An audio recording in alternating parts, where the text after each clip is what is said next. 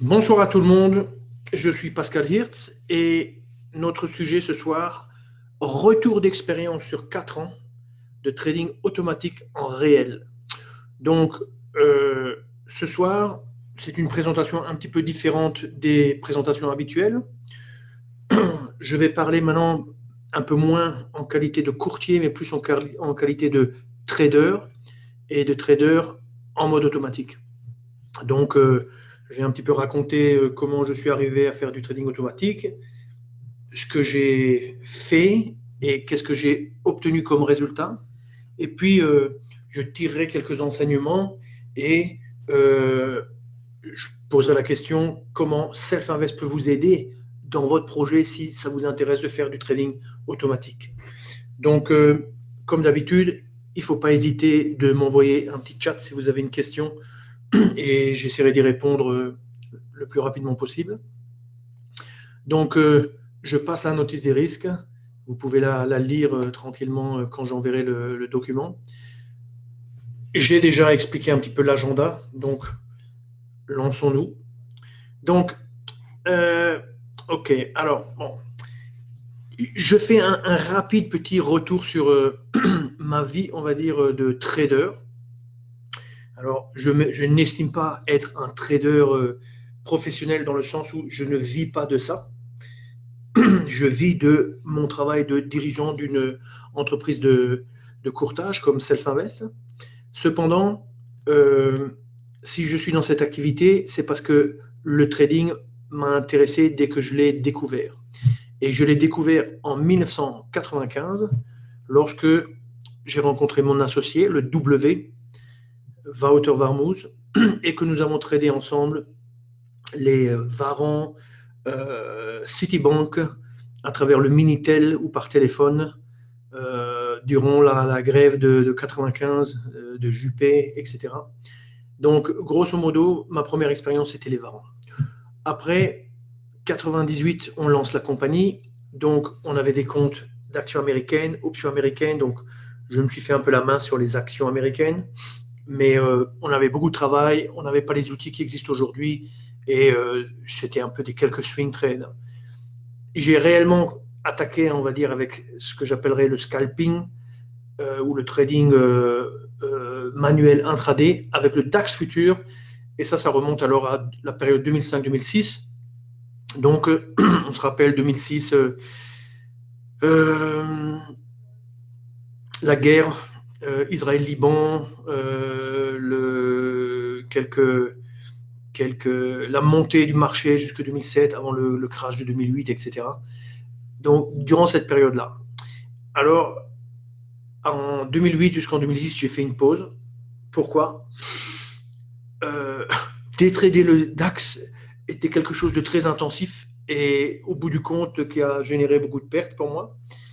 Et j'ai eu le sentiment un petit peu d'être, comment dirais-je, j'ai réalisé comme c'était difficile en fait de trader de façon sereine, que ça prendrait des années et que il fallait travailler sur le côté euh, entrer en position, pourquoi rentrer en position, quels critères, ce type de notion. Une chose intéressante, c'est que durant la période des 2-3 ans pendant laquelle j'ai arrêté le trading à titre personnel actif, euh, ça m'a fait un bien énorme parce que quand je suis revenu euh, vers 2011, eh bien, j'arrivais beaucoup mieux à maîtriser comment dirais-je, j'étais plus en mesure d'éviter les grandes pertes. Or, en trading, si vous ne savez pas éviter les grandes pertes, vous n'avez aucune chance de, de réaliser votre rêve et de devenir bon dans cette activité. Donc, le fait d'avoir tradé intensément, mais d'avoir fait une pause, c'était en fait très, très intéressant. Alors, j'avais repris un petit peu le 1. Vous savez ce qui est arrivé en 2011 à notre business de futur. Donc, j'avais autre chose à faire que de faire du day trading. Et on se retrouve en 2013, septembre 2013. Et je dirais, ma propre réflexion sur les questions de signaux, point d'entrée, elle s'était matérialisée par la programmation de quelques signaux, Tree-Line Break, Aikinashi, Multi-Candle. Et puis, en parallèle avec cela, il y avait notre ami Éric Lefort qui avait programmé 2 signaux et il les avait gracieusement mis à la disposition des clients de Self-Invest. C'était la cassure haussière et la divergence MACD. Et donc 2013-2014, là, j'ai fait du day trading, mais alors sur plus d'instruments, c'est-à-dire DAX, DAO, tout ce qu'on peut voir sur la liste ici. Et à la fin de 2014, ou plus exactement à la fin de l'été, je me suis lancé dans le trading automatique, c'est-à-dire que j'avais un peu trouvé des choses. Alors, 2014, c'était l'année pivot, dans le sens où, plus particulièrement, plus spécifiquement, dès 2009, j'ai commencé à apprendre à programmer et quand je me suis retrouvé vers 2013-2014, j'avais quand même une bonne, on va dire un bon niveau pour la programmation. Et on s'est lancé avec Éric Lefort à faire le Tour de France pour présenter les fameux signaux. Mars 2014, c'est là que j'ai commencé le trading automatique à travers le VPS. Après, j'expliquerai ce qu'est le VPS. En 2 mots, c'est un service que l'on offre à nos clients qui permet aux clients d'ouvrir un compte, ou plutôt d'ouvrir leur plateforme sur un serveur de tiers professionnels, géré par des professionnels pour très très bien connecter à l'internet, etc. Et donc vous faites tourner en fait vos stratégies sur ce serveur et vous pouvez y accéder à distance, ce qui veut dire que vous laissez libre votre ordinateur à vous, comme ça vous pouvez travailler, faire un petit peu de day trading, étudier ou faire autre chose. Et pendant ce temps, votre stratégie, elle tourne dans de très bonnes conditions à un autre endroit qui est ce VPS. Alors, juin 2014, là, il y a eu une sorte de, on va dire, une convergence entre ma capacité à programmer et une idée de filtre de tendance. Donc, j'ai fabriqué un filtre de tendance qui m'avait été suggéré par quelqu'un proche de moi et je me retrouve l'été à faire des backtests. Je fais beaucoup ça tous les soirs quand je rentre, je fais souvent des backtests. Puis je backteste une stratégie. Elle contenait le signal Tree-Line Break, qui était un des signaux que nous avions lancé en 2013. Et puis, soudainement, pour la première fois de ma vie, je dois dire, je suis en train d'effectuer ces backtests et je m'aperçois que j'ai des backtests superbes devant mes yeux. En combinant en fait le filtre de tendance avec le fameux signal Tree-Line Break. Donc, j'essaie sur d'autres instruments. Je fais ce qu'il faut toujours faire quand on a un beau backtest, c'est rajouter, je sais pas, 200 jours, rajouter 500 jours, rajouter plus si vous avez plus de données historiques. Et puis vous regardez, est-ce que le backtest est toujours bon? Moi, je rajoute des jours, et puis le backtest est toujours bon. Et à l'époque, le backtest, je l'avais fait sur une période de 7 ans. Donc, je me retrouve avec différents instruments, plus ou moins la même stratégie, des réglages un petit peu différents, mais grosso modo, des très bonnes performances. Et c'est là que je me suis dit, tiens, ça c'est quand même... j'ai jamais vu quelque chose comme ça. D'habitude, quand j'ai un bon backtest, je rajoute des jours, le backtest n'est plus aussi bon. Et là, ça avait l'air d'être stable dans le temps. Donc, je me suis dit, il faut trader ça. Et en octobre 2014, j'ai ouvert un compte, j'ai mis une somme et j'ai, grosso modo, chargé des stratégies. Et en fait, aujourd'hui, on va voir ce qu'ont donné ces stratégies. C'est-à-dire que ces stratégies sont les mêmes à un petit détail près, le filtre flat, que j'expliquerai un petit peu après. Mais mis à part ça, c'est exactement les mêmes stratégies qu'il y a 4 ans, un peu plus que 4 ans maintenant. Oui. Alors sur la gauche, qu'est-ce qu'on voit? On voit que on a un exemple d'application de cette époque 2013-2014, parce qu'on voit, vous voyez, sur le côté, vous avez un contrat. Alors qu'est-ce que c'est? C'est sûrement euro-dollar. On voit là euro-dollar 10 minutes. On voit le fameux trailing break, c'est-à-dire ces bandes rosées qui, lorsque le marché clôture à l'extérieur, alors si c'est dans le sens du mouvement, ben, la bande rosée continue de descendre, mais si c'est dans le sens opposé, alors on a ce qu'on appelle un changement de tendance potentielle. Il se vérifie pas, ça dépend. Ici, vous avez en fait, le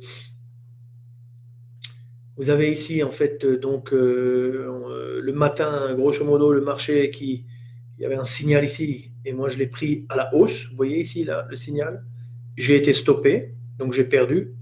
Et puis vous voyez, plus tard dans l'après-midi, un nouveau signal, et là je suis rentré, et là j'ai été stoppé en fait en soirée. Donc là j'ai capturé un bon mouvement qui fait que sur la journée c'était gagnant. Donc ça c'est en fait la stratégie. Et cette époque-là, ça date de avant octobre 2014.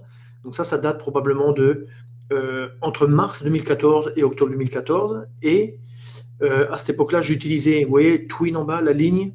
J'utilisais en fait le chart, le twin chart, qui est une fonctionnalité dans NanoTrader qui permet d'ouvrir une fenêtre, d'afficher le graphique dans la fenêtre, mais de l'afficher dans une échelle différente. Donc moi, en l'occurrence, j'affichais l'euro USD dans mon chart Twin Chart sur une échelle, une agrégation journalière. Donc j'avais en fait l'image du marché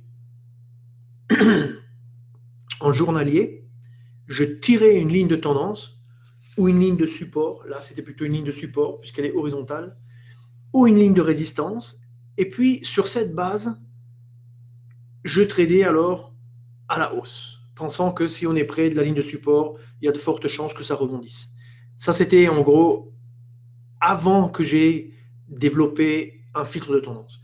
Alors je me rappelle à l'époque, quand on faisait les déplacements avec Eric dans toute la France, je me rappelle encore, je ne me rappelle plus son prénom, mais un trader très sympathique là, de Aix-en-Provence, Marseille, qui m'avait dit, parce que j'avais montré en fait la stratégie trail and break, et j'avais regardé le graphique, c'était sur le Bund, et j'avais dit, vous voyez, si on avait tradé sur le Bund, je sais pas, les 3 dernières semaines, on voyait que le marché montait, on mettait le tree line break, le résultat était positif. Et lui me disait, oui, mais monsieur Hirtz, vous le faites après coup parce que vous voyez qu'il y a une tendance après coup. Alors bon, je dis oui, c'est vrai, mais bon, néanmoins, on voit bien qu'il y a une tendance. Il me dit oui, mais il faudrait avoir un outil pour ça. Donc en fait, l'idée de développer le filtre de tendance, c'était aussi pour pouvoir se baser sur un jugement objectif et presque neutre, vous voyez. Et donc, la stratégie que j'ai appliquée à partir du mois d'octobre 2014, elle a produit des graphiques, des copies graphiques de ce type, où on voit le fond d'écran rosé. Ça veut dire que on a le fameux filtre de tendance qui nous dit qu'il faut prendre les signaux à la baisse. Et puis vous avez, comme d'habitude, le signal trail and break, qui est cette courbe verte et rosée, et qui est d'ailleurs, j'utilise le signal qui est dans la plateforme. Donc je n'utilise pas du tout un signal spécial, quoi. Alors, quand on réfléchit un petit peu à la stratégie, alors je ne vais pas vous donner à 100% exactement, je vous donne un petit peu à 80% ce que j'utilise. La seule chose que je ne vous dis pas, c'est le filtre de tendance. D'accord. La stratégie, elle utilise en fait le signal tel qu'il est dans la plateforme. Le stop long life, c'est ce stop qui permet en fait de capturer des grands mouvements. Donc j'ai fait quelques présentations là-dessus. Après, je vous donnerai un lien vers une vidéo. Si ça vous intéresse, vous pouvez regarder. Mais grosso modo, mes backtests ont donné les meilleurs résultats avec le stop longue vie. J'ai essayé plein d'autres stops à l'époque et c'était longue vie. Et longue vie, ça reste toujours un stop qui est toujours très performant et que j'utilise dans d'autres stratégies. Et bon, il y a le filtre de tendance. Et pour le reste, alors concrètement, mon compte que j'ai ouvert, c'était un petit compte. Moi, j'estime que c'est un petit compte. Après, ça dépend, hein, chacun ses moyens, mais pour moi, c'était un petit compte. Pourquoi? Parce que, en gros, j'ai taillé le compte pour que je puisse ouvrir des positions avec les instruments d'ici dessous. Entre parenthèses, c'est la taille des positions. Donc, par exemple, un CFD DAX, pour nous, un CFD DAX, c'est 1 euro le point. Donc, en gros, 2 maximum. Donc, 2 contrats, l'AEX 2 contrats, l'Eurostoxx 6 et le WTI, même pas le contrat normal, le mini contrat avec 24 contrats. Donc, j'ai essayé de faire que les tailles respectives de chaque position soient plus ou moins du même ordre de grandeur, quoi. Plus ou moins. Après, les choses ont évolué avec les années, et puis entre-temps, j'ai plus touché à ces réglages, donc les quantités sont restées les mêmes, quoi. Alors, sur le côté, on voit quelques images. Donc, on voit par exemple que dans l'image en haut, ça c'est le trade parfait, c'est le beau trade, ça c'est le trade qui fait plaisir. On se dit, on a bien travaillé et c'est vraiment un trade comme ça, vous êtes heureux, vous voyez ça le soir, là, vous êtes vraiment content. En gros, qu'est-ce qui se passe? Vous avez ce concept donc de tree-line break. Donc tree-line break, tant que vous êtes en tendance, il ne va pas vous donner de signaux. Mais quand vous avez un retournement de tendance, comme cette grande bougie rouge, elle clôture en dehors de la bande verte, ça déclenche un signal. Donc le signal, c'est ce petit triangle-là. Et le petit trait, ça, c'est des vrais trades en réel, quoi. Donc le trait là, tac, en travers, c'est un vrai trade. Alors, j'ai pris on va dire, ces graphiques d'autres stratégies, c'est pas forcément uniquement nos stratégies ici. Et le stop longue vie, on le voit là, et on voit que pour une position de 4, on voit que la position elle a été sortie en 2 coups. Elle a été sortie en, premièrement, un objectif qui était en fait cette ligne verte, et le petit trait vert, c'est le prix auquel on est sorti. Oui. Et puis vous voyez, plus bas, il y a un deuxième point de sortie, parce que le marché a continué de baisser, et ce deuxième point de sortie, il est obtenu par un ordre, un objectif qui est lui positionné plus bas. Alors, ça veut dire quoi ça? Ça veut dire que une position, elle se constitue en fait de 2 positions. Donc j'ai 4 positions short, mais en réalité, je suis short de 2 avec un objectif court. Et vous voyez que cet objectif, il est plus ou moins de l'ordre de grandeur du risque. C'est quoi le risque? C'est le positionnement du stop. Vous voyez, il est basé sur cette pointe, c'est-à-dire le plus haut des dernières bougies. Donc le point d'entrée, le plus haut, ça détermine le risque. Et vous voyez que ici, x1, une fois le risque. Donc une fois le risque, paf, on touche, on sort. Quand on sort ici, on ne peut plus perdre. Parce que même si le marché retourne en arrière, eh bien, vous avez gagné un risque, vous reperdez un risque, vous êtes match nul 0. Vous voyez? Donc, une caractéristique de cette stratégie, c'est cette question de gestion, avec le premier lot, stop et objectif proche, on le voit ici. Le stop est proche, l'objectif est proche. Et puis le deuxième lot, le stop initial est identique, mais l'objectif final est lointain. Ici.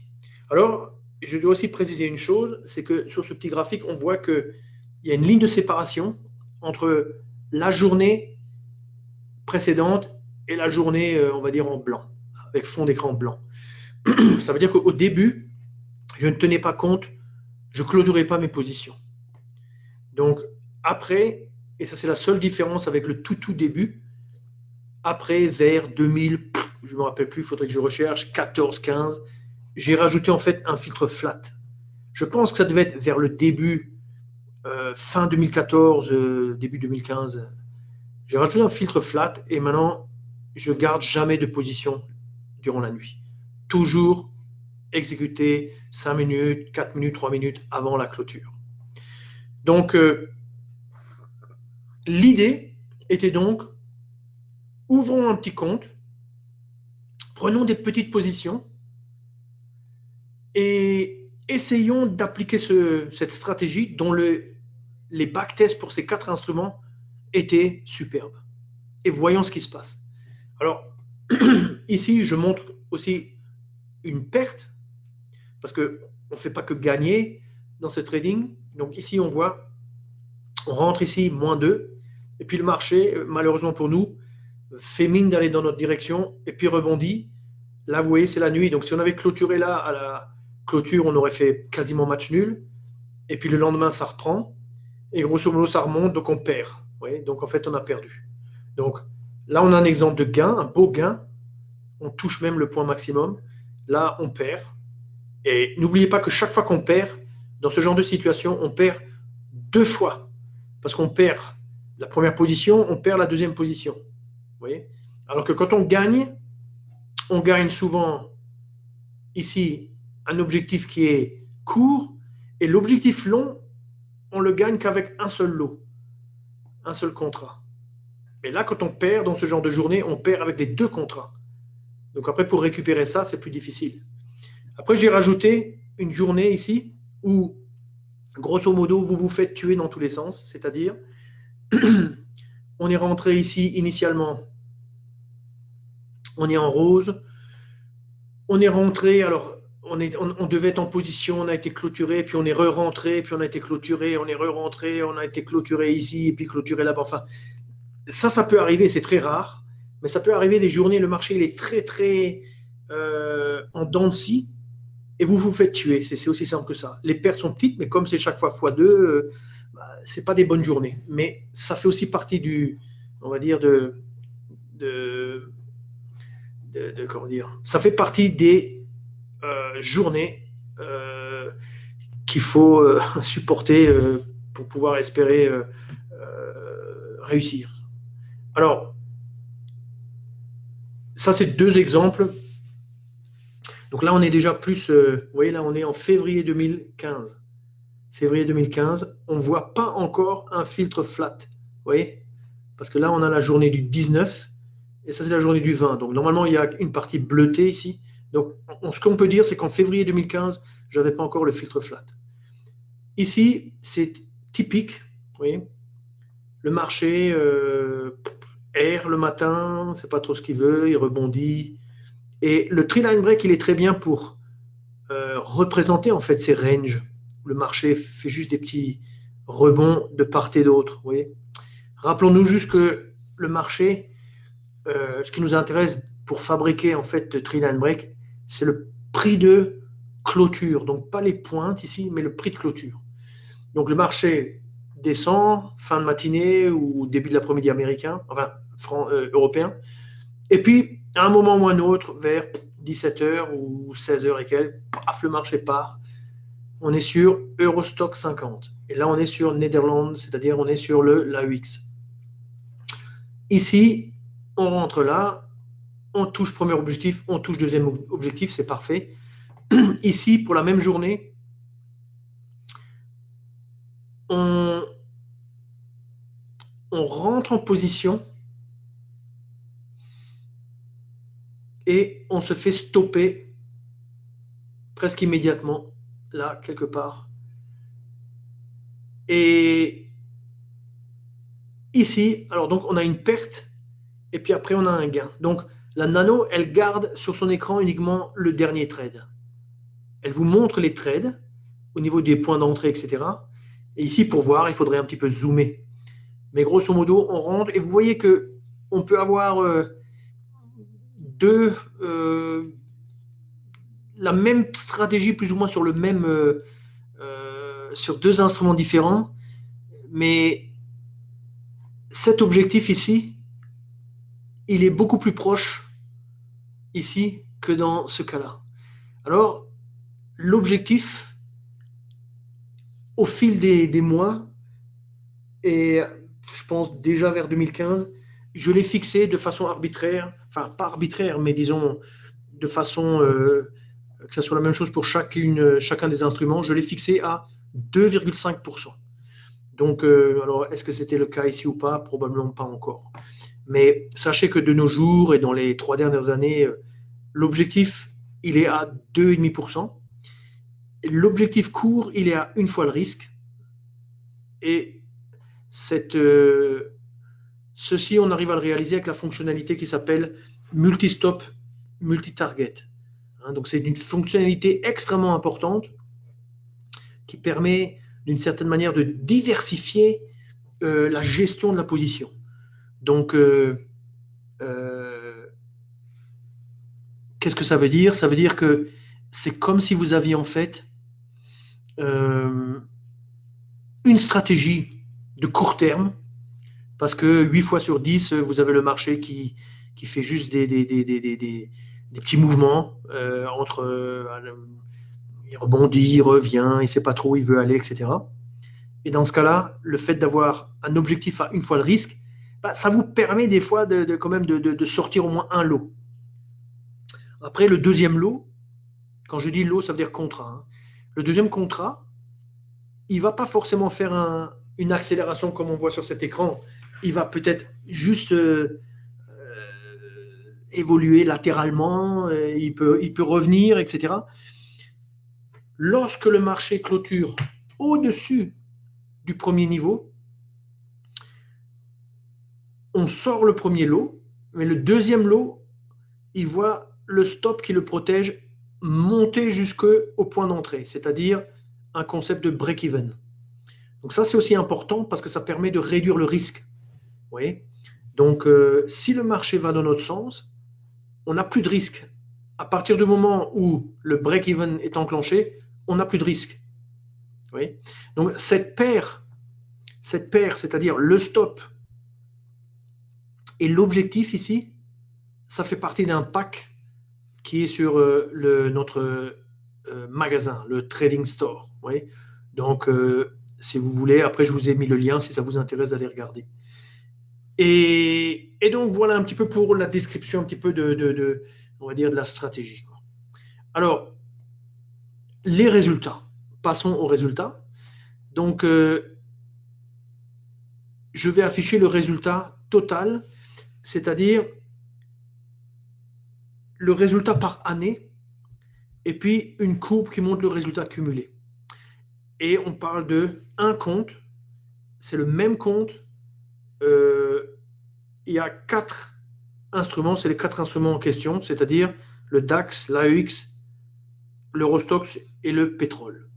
Alors, ça c'est le résultat. Alors, c'est donc, n'oubliez pas, j'avais commencé en octobre 2014. Donc, là, on a 1, 2, 3, 4, 5, c'est-à-dire on a 4 années pleines et puis on a 4 mois, c'est-à-dire un tiers d'année. Donc, c'est 4,33 années, en fait, ce dont on parle. Donc, qu'est-ce qu'on voit? On voit que ça a commencé par gagner. 2015, c'était une super année. Et n'oubliez pas que ça suivait en fait un backtest qui était en pente comme ça depuis les 7 dernières années, donc depuis 2007. Hein, 2006 même. Si c'est 7, 13 à peu près. Et donc, 2016, toujours un gain. 2017, ça a été une perte. En termes de taille, pas trop grande. Et puis, 2018, ça a été une belle performance. Donc, la courbe orange, elle part bien sûr du premier résultat, puis après, on cumule cette bougie par-dessus, hop, ça nous amène ça. Donc, ça, c'est le résultat cumulé. Donc, qu'est-ce qu'on voit? On voit une courbe vraiment belle et que peut-être en 2014, j'aurais dit que c'est peut-être inespéré, quoi. Donc, maintenant, ce que je propose de montrer, c'est, je vais montrer maintenant qu'est-ce qui s'est passé pour chacun des instruments. Et on va voir les instruments au niveau mensuel. Donc, Le premier instrument, c'était le DAX.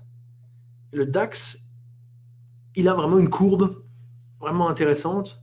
On voit en dessous que c'est mensuel. On voit que lui, il a gagné. Bon, il a eu des drawdowns, mais relativement petits. Donc ça, c'est aussi une information très importante pour nous quand on réfléchit un petit peu à la, euh, à la possibilité pour vous autres de vous mettre aussi à faire du trading automatique. Alors, François, il a juste une question. Résultat annuel cumulé pour quel capital? Le capital, François, c'était 13 700, c'est ça. Oui. Compte réel en CFD, 13 700. Okay. Donc, 13 700, ça veut dire que, vous voyez, un DAX, mettons 11 000 points, 11 000 points, allez, on va simplifier, 10 000 points, parce que vers 2015, c'était moins que 11 000. 10 000 points x 2, ça fait 20 000. Ça veut dire que quand j'ouvre une position, il y a 20 000, et le capital, c'est 13 700 quand j'ai commencé. Et il peut y avoir 2 ou 3. C'est très rare qu'on en ait 4 ouverts en même temps. Mais il peut y avoir 2 en même temps ou 3 en même temps. Donc, s'il y en a 3 en même temps, ça fait plus ou moins 3 fois 20 000, ça fait 60 000. 13 700 pour 60 000. Et grosso modo, c'est comme 15 000 pour 60, c'est-à-dire un quart. Ouais, donc, allez, x4, levier x4, levier x3, x2 la plupart du temps, x4, x5 peut-être ou 6, si maintenant toutes les positions sont ouvertes. Ouais, donc, ce n'est pas un immense effet de levier, mais l'esprit, c'était, il faut tester. Et si le test est bon, on peut toujours continuer la stratégie et investir plus. Donc, cette stratégie, il faut la voir comme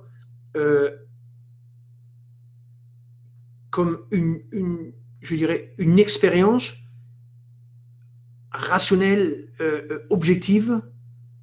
On n'a rien changé à part le filtre flat quand j'ai rajouté, puis le fait de mettre l'objectif à 2,5%, alors qu'avant c'était peut-être un peu, je ne me rappelle plus exactement où je le mettais, mais c'était peut-être pas exactement 2,5%. Donc, grosso modo, c'est la même stratégie au fil des ans. Et donc, ça veut dire que c'est quand même bien. C'est quand même bien. C'est, je pense, en 2014, c'est ce que j'espérais, mais sauf erreur, perte de 500 € en 2017. Tout à fait. Tout à fait. Une année de trade, ça c'est quand même.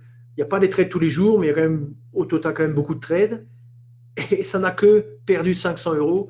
Mais de la même manière, l'année 2018 n'a que gagné 1700. Vous voyez, c'est comme ça. Il faut relativiser et mettre ça à l'échelle du compte. D'accord, on aurait pu, j'aurais pu faire x10 et j'aurais eu la même chose x10. Vous voyez. Alors, les frais sont inclus. Alors, en tant que dirigeant de Self-Invest et comment dire, propriétaire de Self-Invest, vous vous doutez bien que je me suis imposé le moins de frais possible. Mais si je prends la stratégie et je rajoute les frais, il n'y a pas tellement de trades. Parce que si je reprends vous voyez, des backtests de 10 ans sur cette stratégie, ça me fait à peu près 450 trades au total sur 10 ans. Vous voyez, donc 450 x 3 € x 2, parce qu'il faut faire l'aller-retour. Vous voyez un peu ce que ça donne. Et après, ça va dépendre de la taille de votre compte et de la taille de la position. Si vous prenez une stratégie comme ça et vous faites 5 fois ça, par exemple, vous êtes comment dire, largement gagnant, quoi. Les frais ne seront pas trop importants, quoi. Si maintenant vous utilisez le deal qu'on a où vous payez 500 € et puis on vous réduit les frais à 1, ça c'est encore mieux, quoi. Mais en tout état de cause, ce n'est pas une stratégie qui génère beaucoup de trades. Ce qui compte, c'est le résultat. Il n'y a que le résultat qui compte, quoi. Alors, regardons maintenant de nouveau donc, le DAX. Alors, vous voyez que le DAX, alors, on est rentré quand même dans une période un petit peu exceptionnelle en 2016-2017 dans le sens où on a connu un plus bas historique en termes de volatilité dans les marchés financiers. Donc, ce n'est pas que nous, hein, c'est toutes les banques ont vu leurs revenus de trading baisser, etc., parce qu'il y avait peu de volatilité. Donc, on peut se douter que ma stratégie qui requiert un filtre de tendance pour identifier les tendances et trader dans le sens de la tendance, quand on se retrouve en 2016 avec une volatilité très faible, et grosso modo, il y avait peu d'activité. Et en fait, en 2016, tout le gain il a été fait dans le mois de janvier. C'est là que le marché avait pas mal baissé. Ça a été fait à la baisse. Donc, cette grande bougie, c'était à la baisse. Et ici, en 2018, ouais, c'est notamment dans le mois de décembre que on va dire que les choses se sont un petit peu faites. Et puis, durant la fin du printemps. Et normalement, au mois de février, sur d'autres, peut-être on verra, normalement, là, ça avait pas mal bougé, etc. quoi. Donc, il y a un autre. Les tests que j'ai faits interviennent fort sur le résultat. Les tests que j'ai faits interviennent fort. Les frais, vous voulez dire, ou les tests. François, précisez, s'il vous plaît. Les tests que j'ai faits interviennent fort sur le résultat. Qu'est-ce que vous voulez dire? Les frais, oui, tout à fait. Ouais. Non, mais vous avez raison, mais c'est pour ça que après, je vais en parler dans les enseignements. Laissons ça de côté, j'y reviens tout de suite. Donc, voyons maintenant l'AEX. Alors, l'AEX, il a connu un démarrage faible, il a fait un bon rallye, et puis après, vous voyez, 1, 2, 3, on peut dire que pratiquement que sur 3 ans, il a fait 2 ans de baisse et 1 an de hausse. On peut le voir comme ça, ou on peut dire 3 ans de stagnation. Quoi. Mais bon, il n'a pas perdu. Ça, c'est important aussi. Au total, il a quand même gagné, même si par rapport au début 2016, même si il a pas dépassé son plus haut atteint en 2016. Quoi. Et puis vous avez l'Eurostoxx. Alors l'Eurostoxx, lui, belle progression. Et puis là, de nouveau, on va dire une baisse jusque janvier 2018. Et là, on peut dire quoi? Une légère hausse, ou alors on peut dire une baisse. On ne peut pas dire que ça c'est une baisse, que ça soit une baisse en 2018 parce qu'elle a quand même été stoppée. Donc, quand vous regardez des backtests de près, notamment si vous intervenez, vous voyez, si vous les étalez sur plus que 5 ans, 5, 7, 10 ans, vous apercevrez que si vous avez une belle courbe, une belle pente grimpante de résultats, si vous faites un zoom, vous allez retrouver des périodes comme ça, où on va dire de ce point à ce point, il y a quasiment 5 ans qui s'écoulent, mais ouais, une super période avant, une super période après. La période de stagnation, elle est un petit peu noyée avec l'échelle, on ne le voit pas très bien. Mais si vous écartez un petit peu l'échelle, vous vous apercevrez qu'il y a souvent des situations comme ça. Ça veut dire que du point de vue du trading, il faut y croire et il faut avoir confiance dans ce qu'on fait. Et regardez maintenant ici le résultat du WTI. Donc lui, vous voyez, c'est pas que tous les mois il y a des trades non plus. Hein. Il trade et grosso modo, voilà, il a quand même capturé la belle baisse du mois de décembre, ouais, ou de la fin d'année, on va dire. Il a quand même capturé des choses là-dedans.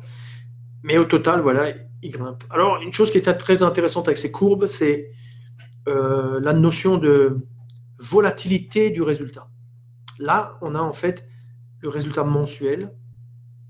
Donc, si on affichait le résultat journalier, on aurait une courbe un peu plus avec un peu plus de zigzags, mais ça serait des zigzags un petit peu autour de cette courbe orange. Le point est que la volatilité, elle est quand même très faible. La volatilité du résultat est très faible. Et ça, comment peut-on l'expliquer? Ça fait partie un peu des qualités de la stratégie dont on va parler tout de suite. Quoi. Et une courbe sympa croissante, exactement. Quoi. Alors, les enseignements.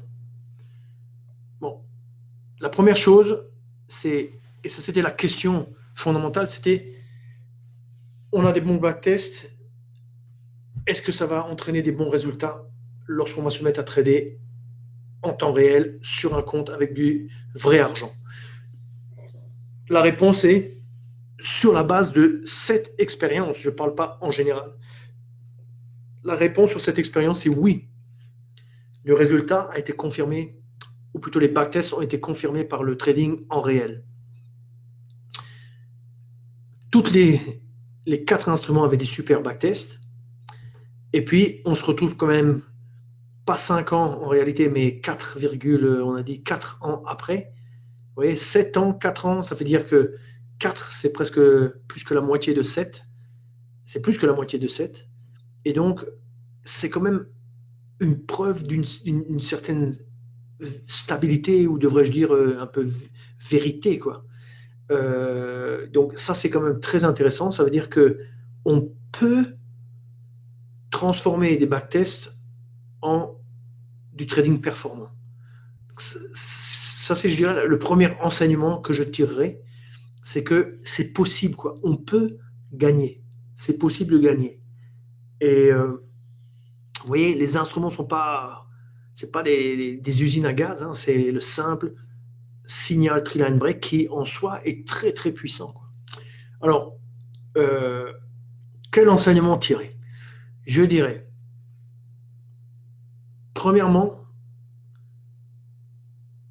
un bon backtest, ça c'est le résultat, on va dire, c'est le titre, quoi. Un bon backtest peut entraîner des résultats réels. Ça, c'est la première chose. La deuxième chose, c'est que quand on se lance, on ouvre un compte, on fait du trading automatique, c'est pas une mauvaise idée de diversifier ses positions. Parce que si on parie uniquement sur, par exemple, Eurostoxx, eh ben, jusqu'à là, je dirais, bon, je suis désolé, messieurs, mesdames et messieurs, mais c'est pas une bonne stratégie, jetons ça à la poubelle, allons chercher autre chose. Ici, la même stratégie avec des réglages légèrement différents, appliqués à différents instruments, a révélé que il n'y a pas que le DAX. Moi, j'étais un peu un fanat du DAX, il n'y a pas que le DAX. Et il y a d'autres instruments, quoi. La troisième chose, c'est moi, j'ai toujours pensé que, après m'être fait déchirer en 2005-2007 en faisant du day trading manuel, j'ai toujours pensé que ça ne sert à rien d'aller sur un grand compte quand on ne sait pas trader ou quand on n'a pas des bons résultats. Donc, il faut tester avec un petit compte, mais réel. Ça, c'est important. Le réel, ça, c'est important. Et on teste, on voit, et si c'est bien, on peut toujours augmenter. Vous voyez? Et si c'est pas bien, eh ben, on aura perdu peu. Vous voyez? Et l'apprentissage nous coûtera moins. Si l'apprentissage dure et coûte peu, fois un certain nombre d'années, et après on a trouvé quelque chose de bien ou des choses de bien, dans ce cas-là, d'un point de vue économique, on est bien. Si maintenant on a dépensé une fortune pour apprendre, ça sera très très difficile de compenser toutes ces pertes cumulées, même si on veut jouer maintenant avec le grand compte, quoi. Et ça va nous créer beaucoup de pression. On ne veut pas avoir toute cette pression, quoi. Donc, il faut être patient aussi. Ça, c'est la quatrième chose. Parce que, comme vous l'avez vu, pour certains contrats, il y a une belle régularité de résultats. Pour d'autres contrats, ce n'est pas vrai.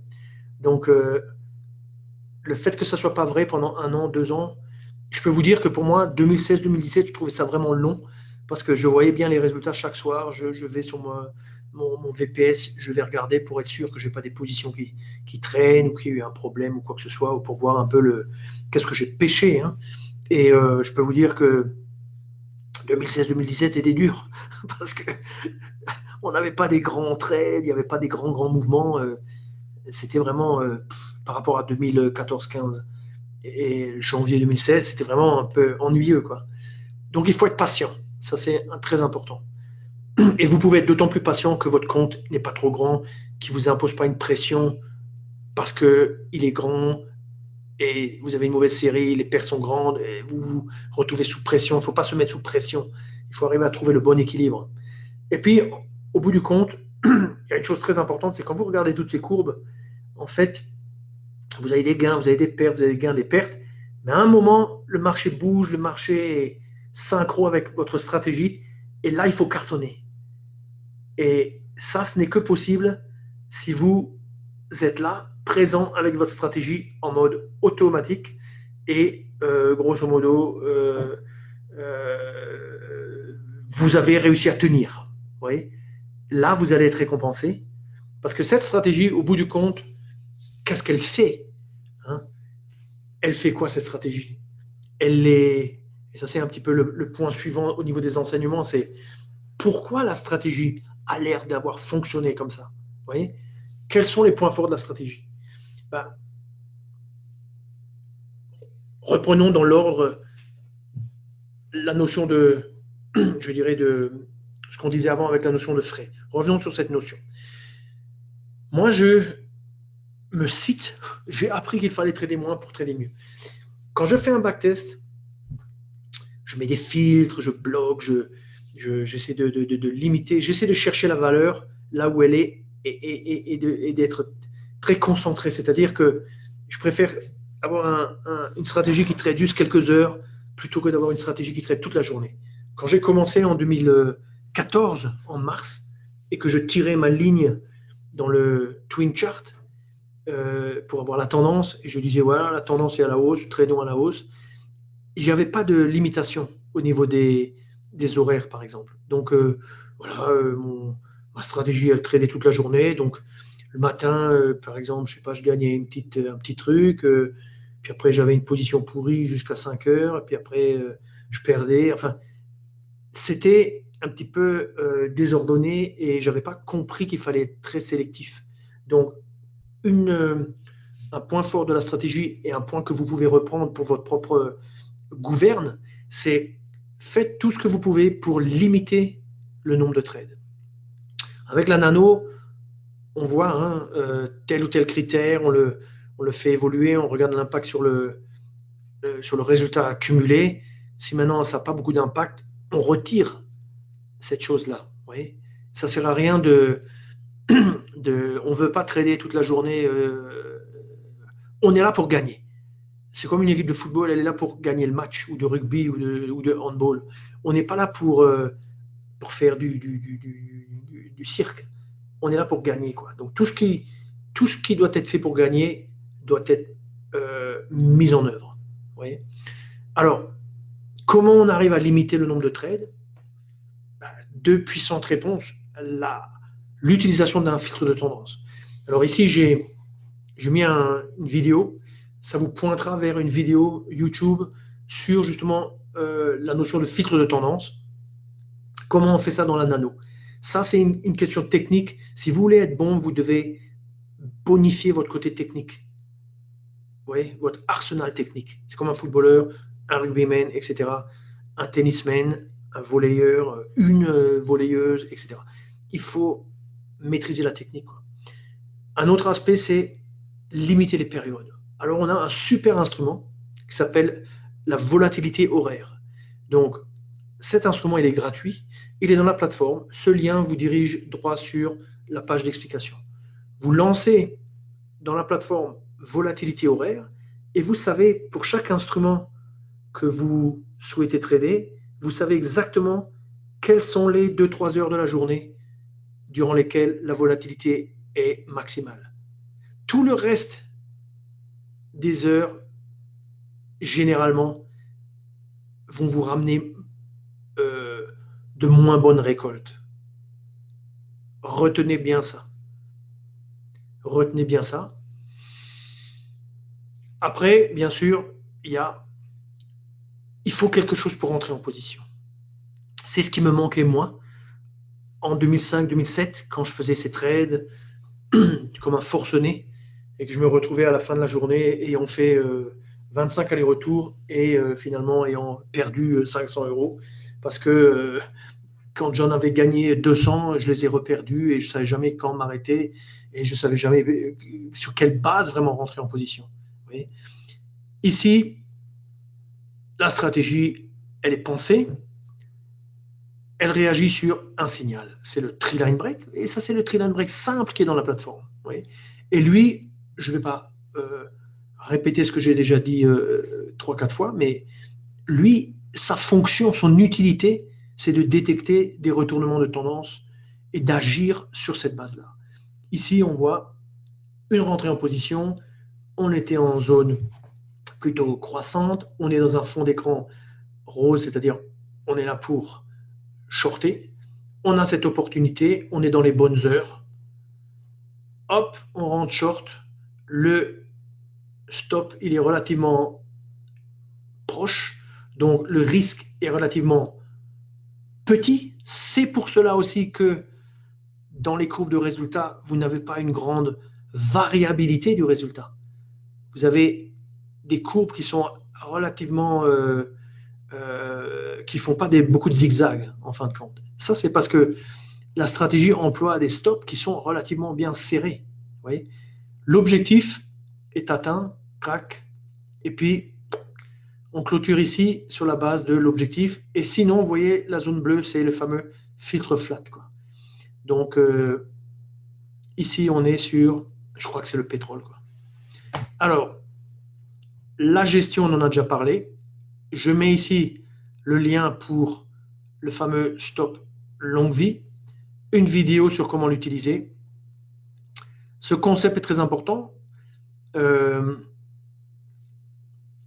Pour backtester, on ne sait pas backtester, je dirais, avec la plateforme, il faut se mettre dans l'optique de l'objectif lointain et du stop suiveur.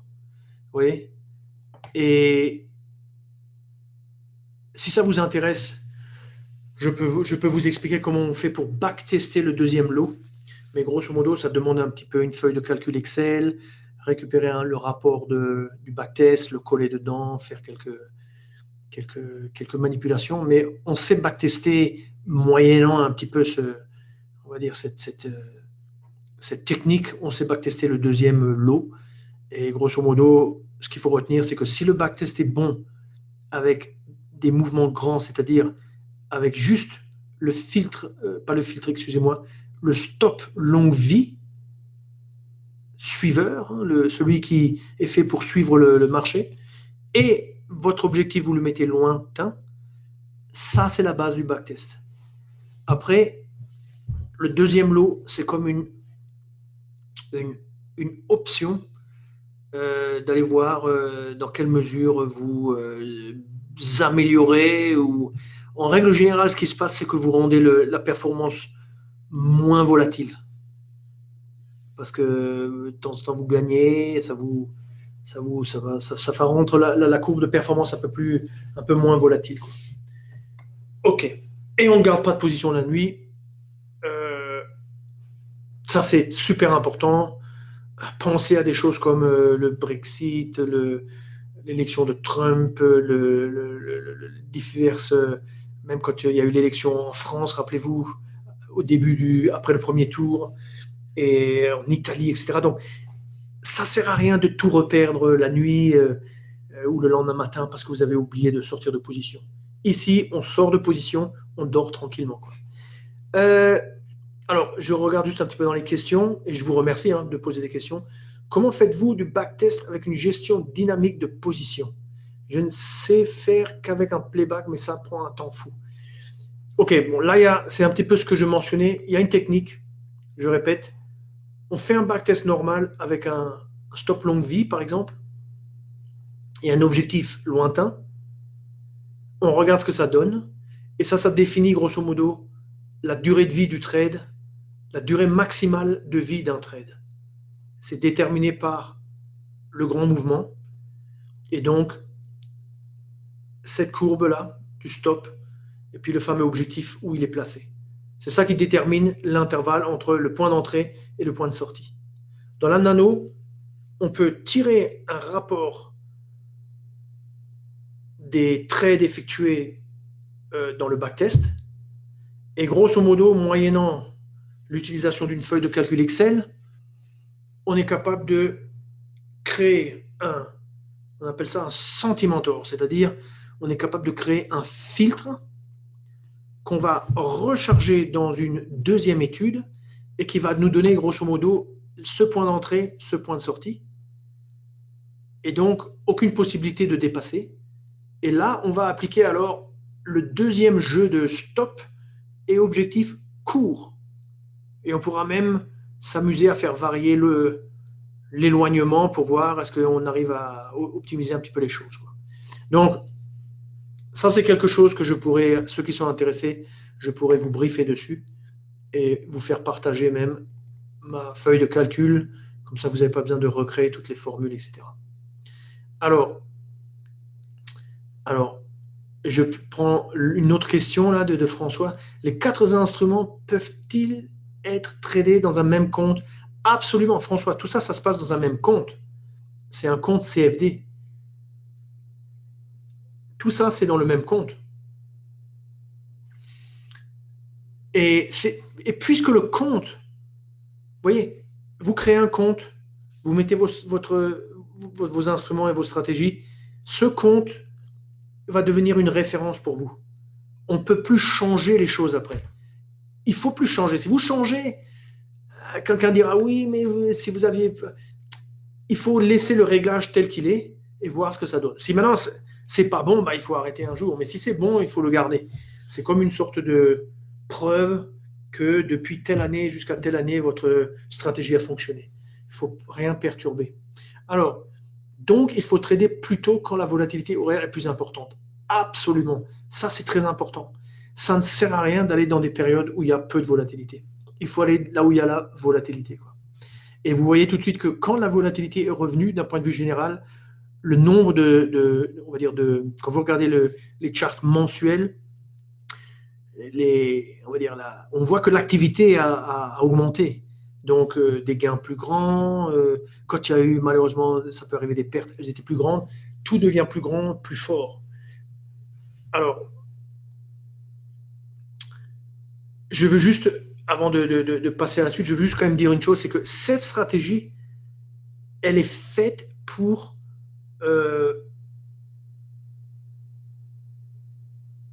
elle est faite pour, elle est conçue pour gagner le match. C'est-à-dire, on veut, dans cette stratégie, avoir une indication de la tendance et on veut trader dans le sens de la tendance. Donc, avec cette stratégie, on est comme un chasseur ou on est comme un pêcheur. J'aime bien ces analogies parce que, à mon avis, c'est ce qui ressemble le plus à ce qu'on est en train de faire avec en trading. Quand on fait du trading comme ça actif, du day trading, du scalping, on est comme des chasseurs et des pêcheurs. On cherche une proie, on cherche à piéger la proie. Ici, c'est exactement la même chose. Une autre analogie, c'est le militaire. C'est l'escarmouche, le guet-apens. Vous voyez, ça, c'est des choses qui sont très proches de ce qu'on fait ici. Qu'est-ce qu'on cherche? On est un observateur, on peut bien voir quand ce marché a une tendance dans un sens ou dans l'autre. Eh bien, si elle a une tendance dans un sens, on va trader dans ce sens. Une fois qu'on connaît la tendance, et la tendance, vous pouvez l'estimer aussi avec la ligne de tendance. Hein. Vous n'avez pas besoin forcément d'avoir on va dire un indicateur. Vous pouvez aussi utiliser Supertrend qui est très intéressant. Et j'ai fait de nombreuses vidéos de Supertrend. Donc, une fois qu'on sait dans la direction, on connaît la direction, on a besoin d'une raison pour rentrer. Ça, c'est le piège. Vous voyez? Et le piège, c'est comme l'hameçon. C'est comme vous voyez, quand vous voyez des vidéos de l'Arctique avec des gars qui attrapent je ne sais pas ce que c'est comme bestioles, mais des sortes de belettes un peu, des espèces je ne sais pas exactement ce que c'est, quoi. Mais vous voyez comment ils font? Ils posent un piège, ils laissent le piège, ils repartent, ils reviennent quelques jours après, quelques semaines après, et puis tac, qu'est-ce que j'ai pêché, qu'est-ce que j'ai attrapé? C'est exactement la même chose que ce qu'on fait ici. Donc, pourquoi la stratégie a marché? Parce qu'elle est faite pour marcher. Elle est faite pour marcher, notamment quand le marché bouge. Si le marché arrête de bouger, comme en 2016-2017, c'est beaucoup plus difficile. Vous voyez? Alors, passons maintenant à une autre question. Avec cette stratégie, on tend à faire partie des 5% de traders qui gagnent. En tout cas, certainement, oui. Oui. C'est ça que ça veut dire. Une courbe de performance qui a une pente positive dans le jargon des gens qui font du hedge fund, des professionnels, ça s'appelle alpha positif. Alpha positif, c'est résultat positif. La pente, alpha, c'est la pente de la courbe de résultat. Vous voyez?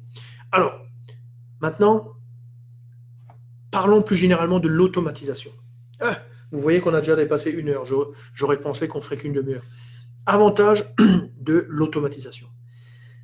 Ça, c'est une question très intéressante et je vous encourage à vous la poser, notamment si vous avez,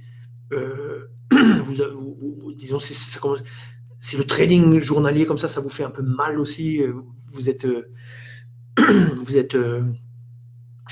envie un petit peu d'être un peu plus serein, etc. Donc, passons en revue les différents points. Premièrement, bon, libère du temps, c'est vrai, mais bon, il faut quand même investir du temps pour trouver un petit peu pour arriver à la bonne stratégie. Mais une fois que la stratégie est en place, on libère du temps parce qu'on n'a pas besoin de rester collé devant son écran pour le trade lui-même, quoi.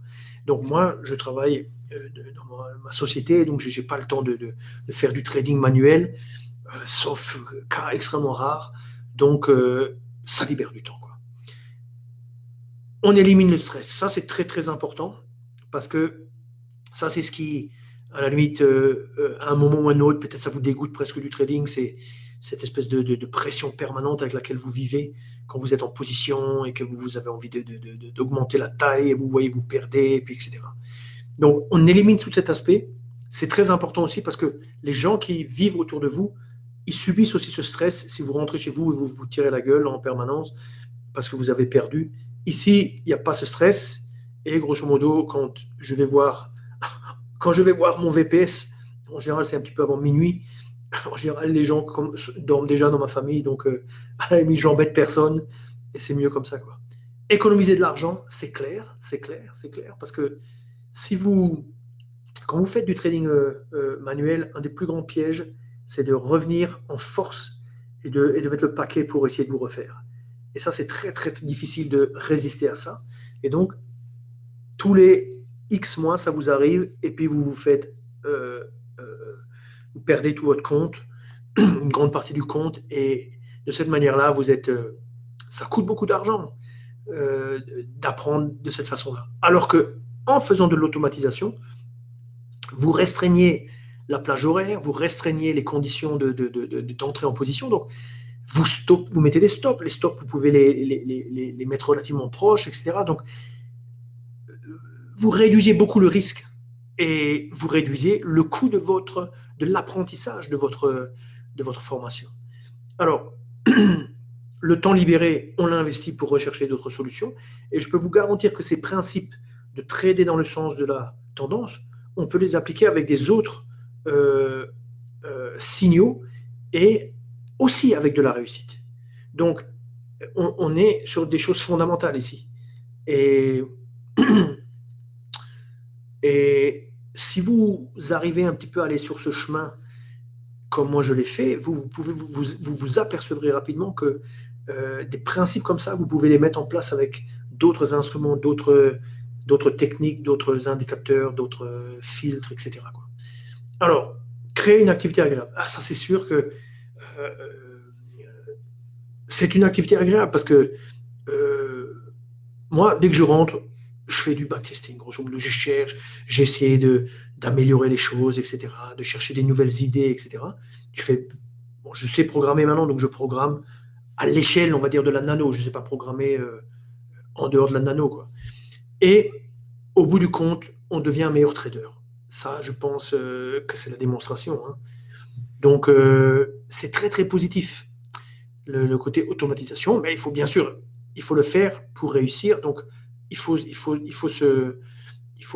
comment dirais-je, se donner les moyens en termes de temps, quand même, de backtester, avoir quand même les données historiques. Ça coûte un peu d'argent. Bon, c'est un investissement, hein. Il n'y a rien qui est gratuit dans ce monde. Alors, comment on peut vous aider? Alors, bon, je ne vais pas passer tout ça en détail, mais il y a un élément très important là-dedans, c'est le côté backtest. On ne peut pas se lancer et juste faire tourner une stratégie comme ça, basée sur le pif. Il faut quand même backtester. Et c'est puissant le backtest, parce que quelqu'un vous dit Claude, oui, moi je trouve que, je sais pas, moi, tel indicateur et tel indicateur, c'est super, je gagne des tonnes d'argent, etc. Ah, pas de problème. Vous prenez ça, vous le mettez dans la nano, en 10 minutes, vous sortez une courbe de résultats et vous voyez tout de suite si la personne raconte des bêtises ou pas. Donc, le backtest, c'est comme une sorte de test de vérité. Donc, soit c'est vrai, soit c'est faux.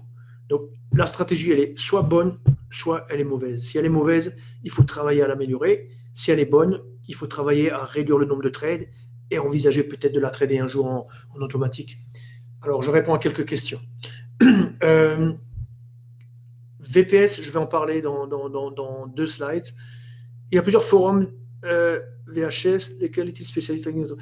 Il faut chercher, je vais l'expliquer ça après. Je continue juste. Ça, c'est le côté, il y a, chez Self-Invest, la création d'une stratégie, c'est un exercice qui ne requiert pas forcément de savoir programmer. On peut utiliser des outils existants, on peut utiliser des outils que nous mettons à votre disposition, on peut utiliser des outils que d'autres gens mettent à disposition, comme par exemple Eric Lefort. On peut acheter un pack de lui, on peut lui louer des indicateurs, etc. Sur le côté là, il y a énormément de vidéos qui montrent des backtests pour les signaux, tous les signaux que nous proposons, range breakout, tree line break, Heikin-Ashi, multi-candle et toute une autre série. Il y a des vidéos. Donc, si vous vous intéressez, allez voir les vidéos. Et puis, tous ces instruments, on peut les combiner pour fabriquer des stratégies. On peut tester tout ça. Je vais montrer juste quelques-uns des éléments les plus importants dans le backtest. Et après, le concept, c'est on commence petit en réel. Le réel, c'est très important. Ça ne sert à rien d'évoluer dans le monde de la démo parce que la démo, c'est comme un monde d'illusions. On veut des vraies exécutions avec des vrais charts produits avec des vrais flux. Vous voyez, si le résultat est bon, on peut toujours augmenter la taille. Je passe là-dessus. Hein. Je vous laisserai lire ça, quoi. Mais grosso modo, c'est voilà mon écran à moi typique. Mon écran typique, c'est-à-dire voilà, on règle les choses, on regarde le chart, les résultats, la courbe d'equity, comme on appelle ça. Alors, l'instrument numéro 1 dans tout mon travail, c'est l'analyse sensitive. On produit une stratégie, on veut comprendre l'influence d'un paramètre. Le paramètre, ça peut être l'éloignement d'un stop. En l'occurrence, ici, je reconnais tangente, target, range breakout. Donc ça, c'est en fait l'objectif qui vient de la stratégie range breakout. Il y a un objectif qu'on peut éloigner plus ou moins. Ici, on voit que en fonction de l'éloignement, et ça, c'est en fait un facteur fois le risque. En fait. Donc, on imagine que on a un certain risque donné par un stop programmé, et puis on peut éloigner en fait l'objectif. Et là, vous voyez qu'entre 1,5 et 4, grosso modo, c'est là que le backtest produit le meilleur résultat. Donc ça, c'est un outil extrêmement, extrêmement puissant. Je l'utilise en permanence, c'est mon outil numéro 1. À part, je dirais, l'environnement général dans lequel on travaille avec, on peut faire du backtest, mais disons en termes d'outils techniques, ça c'est mon outil numéro 1. Je ne sais pas, pour quelqu'un qui fait de la pêche, ça sera peut-être l'outil qu'il utilise pour détacher un hameçon et en mettre un autre. Pour moi, c'est ça. Ensuite, il y a cet outil, l'optimisateur, que je n'ai pas utilisé vraiment vers 2014 et 2015, mais que j'utilise de plus en plus parce que je me suis dit, et vous l'avez peut-être vu si vous avez assisté à des vidéos depuis quelque temps, j'ai constaté que je pouvais choisir des stratégies de self-invest qui sont dans la liste des 60 et plus stratégies gratuites de self-invest, et je pouvais, au moyen de l'optimisateur, trouver des réglages qui étaient performants pour les trader en mode automatique. Donc ça, c'est mon nouvel intérêt, si vous voulez, en parallèle avec tout ce que je fais, c'est prendre une stratégie de quelqu'un d'autre, c'est pas ma stratégie, et d'essayer d'apporter des petits, c'est même pas, je parle même pas de changement, mais de travailler sur le réglage de la stratégie et d'utiliser l'optimisateur quand vous avez 2-3 paramètres, par exemple. Il faut réduire le nombre de paramètres au minimum et vous travaillez juste sur 2-3 paramètres. Et l'optimisateur est un outil superbe pour trouver le bon réglage. Je traite ensuite ce réglage jusqu'à ce que la stratégie n'y arrive plus.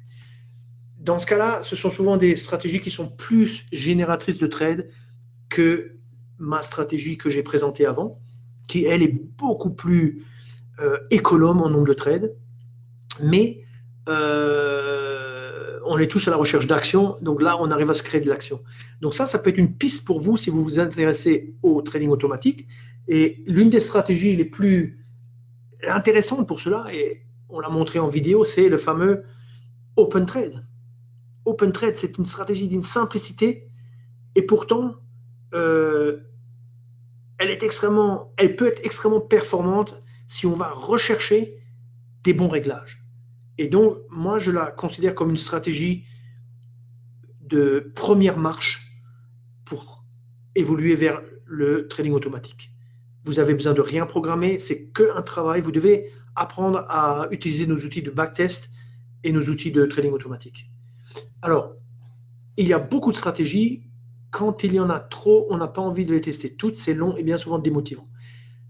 Ce que l'on veut, c'est se limiter à quelques stratégies qui marchent, dans lesquelles on fait. Tout à fait d'accord. Mais François, je vais vous dire une chose. Moi, je me suis aperçu avec mes stratégies et tout le travail que je fais chaque journée presque de backtest et d'études, etc., de recherche, c'est que vous avez des stratégies qui, si vous ne savez pas les backtester et si vous n'êtes pas curieux et si vous vous limitez au résultat de la première analyse, vous passez à côté de performance. C'est-à-dire que la performance, elle est souvent cachée. Elle existe, mais il faut la chercher. Et ça vient du réglage. Il y a des poches de réglage pour lesquelles la stratégie est bonne, et puis le réglage par défaut peut-être n'est plus bon. Aujourd'hui, vous le mettez, c'est plus bon. Donc, il faut apprendre, et ça c'est quelque chose qu'on peut vous apprendre. Nous, on a une grande expérience, donc dans nos vidéos, vous trouvez plein d'exemples de backtest. Il suffit de suivre un peu, notamment moi ce que je fais. J'ai en général, dans le passé, toujours donné un petit backtest intéressant. Vous pouvez apprendre beaucoup de choses en allant étudier ces backtests. Vous voyez le réglage, vous reprenez exactement on va dire le même chart, etc. Vous essayez même si c'est des charts qui datent d'il y a 2 ans, hein, vous essayez de le reproduire et vous voyez que ça fonctionnait. Et est-ce que ça fonctionnait après, etc. Ça, c'est une autre question, etc. Mais ça donne déjà une première marche pour évoluer et apprendre. Alors, ici, j'ai mis documenter vos résultats, c'est très, très important. Tout ce que vous faites, vous devez le documenter. Ça, c'est mon conseil. Vous ouvrez un fichier Word, vous mettez un titre, voilà, mon projet, ceci, et on commence. Et vous documentez ce que vous faites, les copies d'écran, tout ça, vous copiez vous collez dans le Word. Vous n'avez rien trouvé, vous mettez ça de côté, vous passez à autre chose. 6 mois après, vous avez une bonne idée où vous avez découvert quelque chose. Vous revenez, vous redécouvrez votre travail. Rien n'est perdu, tout est là, les commentaires sont là. En 2 temps, 3 mouvements, vous êtes de nouveau, je dirais, vous êtes de nouveau renseigné. Vous êtes de nouveau, c'est comme si vous étiez 6 mois plus tôt. Et puis vous reprenez votre travail et là vous trouvez la bonne façon de faire les choses, quoi. Il y avait une question qui était sur le VPS. Alors le VPS, serveur VPS, il est grosso modo à l'étranger, il est quelque part. Je suis un fournisseur avec qui on a un contrat, c'est un fournisseur allemand très très sérieux. Où est le serveur? En Allemagne, connecté avec des autoroutes, on va dire, de l'internet, des gros réseaux. Et puis vous avez grosso modo le serveur d'exécution, alors que ce soit avec les futurs, que ce soit avec les CFD, que ce soit avec les actions, ça c'est le serveur qui représente notre fournisseur, grosso modo, qui exécute les ordres. Oui, donc quand on est avec la nano, on est à la maison, on se connecte, on va voir sa plateforme qui est ouverte, qui tourne sur le VPS. Le VPS, lui, il échange avec le serveur d'ordre, trade, prix, il reçoit des prix, il envoie des ordres, il reçoit des exécutions. On peut faire marcher ça avec du CFD, du futur.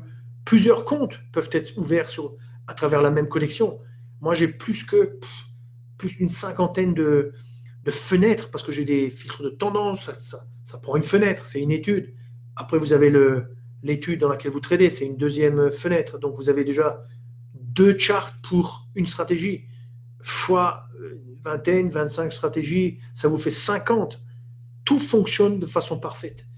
C'est incroyable la qualité de ce serveur VPS. S'il y a une déconnexion, vous êtes prévenu. La plupart du temps, ça se reconnecte immédiatement. Donc, on a vraiment, franchement, la qualité est superbe. Le coût, vous le voyez en dessous. Grosso modo, si vous êtes actif, ça vous coûte 10 € plus TVA, donc peut-être 12 €. Si vous n'êtes pas actif, ça vous coûte 60. Il faut le voir un petit peu comme ça. Bon, moi, je fais assez, j'ai regroupé différents comptes, différentes stratégies. Dès que je découvre quelque chose, hop, je le mets et je fais tourner. Même le LW Proxy Index de la semaine dernière, je le fais tourner en trading auto. Et il m'a fait gagner de l'argent l'an dernier. Ça ne veut pas dire qu'il gagnera l'an prochain. Je ne le fais pas avec le même horizon, mais en tout cas, je teste des choses parce que je crois que c'est plus une question de travail qu'une question de. C'est pas un art, c'est du travail. Il faut comprendre ce qu'on fait. C'est beaucoup de travail, mais c'est pas quelque chose basé sur du vedettariat où il faut pas être spécial ou quoi que ce soit. C'est tout du travail dur et constant, quoi. Alors, on arrive à la fin. Ma conclusion favorite.